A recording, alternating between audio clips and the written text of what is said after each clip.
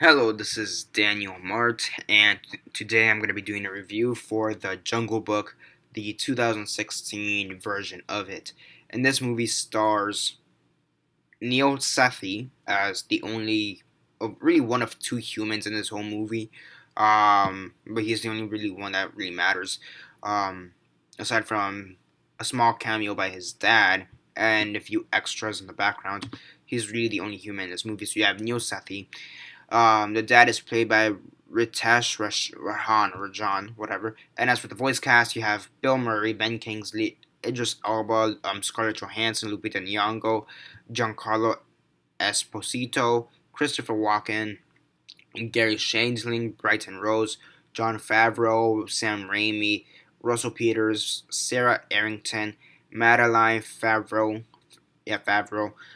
D. Bradley Baker, Artie Esposito, Sean Johnson, and Alan Troutman.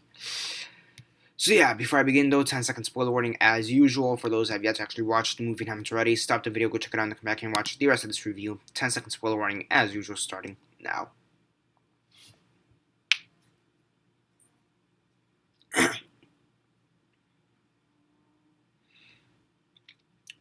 So yeah, 10 seconds are up. 10 seconds are up. So for those who have yet to actually watch the movie and haven't already, please don't comment down below, but message me. That I never give you fair warnings as usual. I did.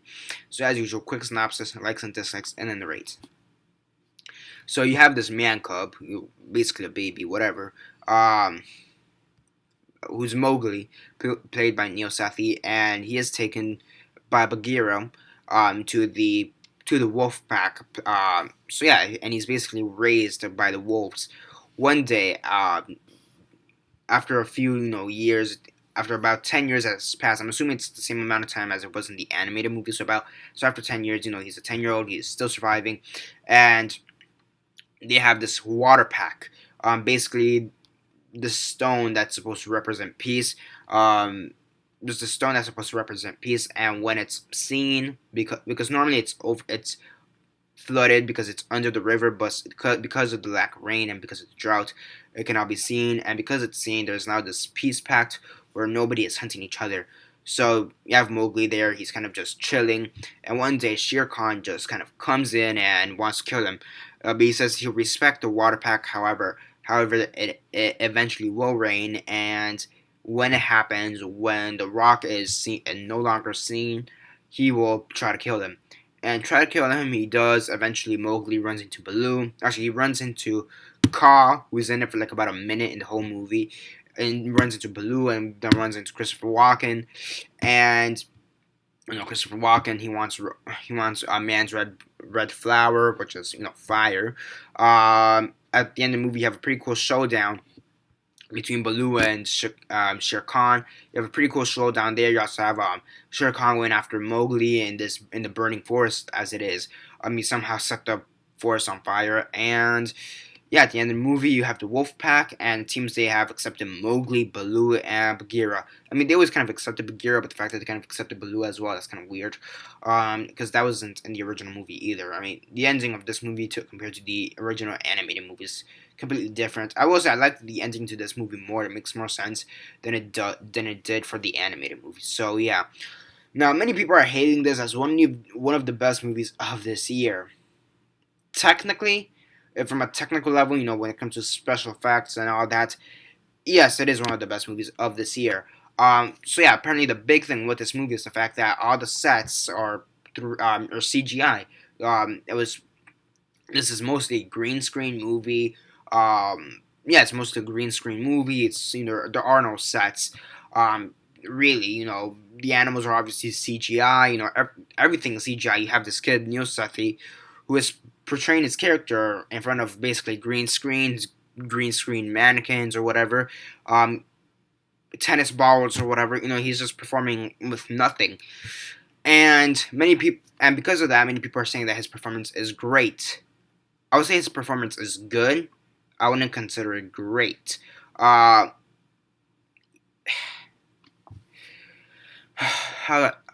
this I saw the trailers for this movie, and I thought this movie was going to be complete shit. When this movie came out, I heard it was doing fantastic, and I was getting all this praise. I was gonna check it out regardless. I was so surprised it was getting so much praise. I thought it was gonna get a lukewarm reception, kind of like Cinderella did, like Maleficent, like Alice in Wonderland. Like the past live action Disney movies were were given, that type of reception. So I was so surprised I was given such high, critical acclaim and all that. I was surprised, and honestly, it's just what I expected. An okay movie with okay performances, with some pretty good CGI. I'm not gonna. I mean, it's not spectacular. It's nothing really special. It's just a movie. Okay, so that's really all I see. It's not fantastic. It's not mind-blowingly awesome. It's okay. I will say it's better than I thought, but really, it didn't really surprise me because it's like this. I had this type of expectation, and then I got this much. It's like barely nothing. It's not really that much of a change. So, I mean, it's a little bit better than what I thought it would be, but eh. Okay, here, Neo Seth, he gives a pretty good performance. My main problem with this, and it started off with the trailers, is the fact that the movement of the animals as a whole just are too unrealistic. And I know you're talking about, you're probably gonna say, "Hey, yo, you're talking about a movie with fucking talking animals. What the fuck are you saying about being unrealistic?" And I mean, the mouths, the animals talking, the way their mouths move, takes me out of the movie so much. It's just baffling. And yes, the voice actors make me have a great do have great performances, but the actual movement of the animals that takes me out of the movies so much.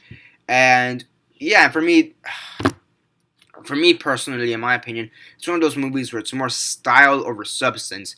This movie does have some elements of substance, but it's mostly style. It's mostly flash. It's mostly showing the CGI and how it could be used to improve environments and whatever. And it's kind of shallow in my opinion, and I really don't care for it. It has some good moments, and I will say the ending is a lot better than what we got in the animated movie. I will say I enjoy the ending of the movie a lot more, but that's really it. That's really the one praise I could give it. Like the last 10 minutes, I will say, are the only true praiseworthy things about it. Aside from that, the rest of the movie didn't really surprise me. I was surprised that Scar was in the movie for about 2 minutes, and that's really it. Um, Bill Murray, Baloo, and the kid Mowgli have a good relationship. Um, I mean, it was a pretty good. The voice acting was good. It's just that the fact that the syncing looked weird and off to me. I just didn't like it. I'll say Christopher Walken's as the monkey, as King Louie was actually really good. But the thing is that you have this monkey, and they say, oh, he's not an orangutan. He's a gigantosaurus, whatever. He's a gigantosaurus or orangutan or whatever. It's a certain species, and I searched it up, and yes, they are that big. But even that took me out of the movie, despite the fact that it was theoretically true. That took me out of the movie. Another thing that also took me out of the movie is just how the sizes of these animals kind of change. Because sometimes you see Baloo, and he looks like an average bear size, and sometimes he looks like 3 times the size of an average bear, almost like King Louie size, in my opinion. And yeah, I just didn't really care for this movie. My expectations compared to what I got, I was slightly impressed by what I got compared to my initial expectations. But at the end of the day, I was like, what the fuck? Why is this getting so much praise? It's an okay movie. Sure, the special effects I suppose, are groundbreaking, but again, it's one of those movies.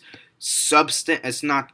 There's barely any substance. The amount of substance there is comes in the last 10 minutes of the movie. It's more style over substance, and I feel like these, especially when they go, like these type of movies where they're revolutionary special effects and all this bullshit. Not really. I mean, same shit with Avatar, the good one, the better one with the blue people, the James Cameron Avatar.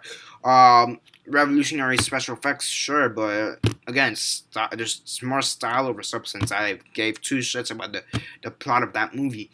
Yeah. I mean, at least Star Wars, despite it being a complete ripoff from at least The Force Awakens, despite being a complete ripoff from the original Star Wars movie, had some substance.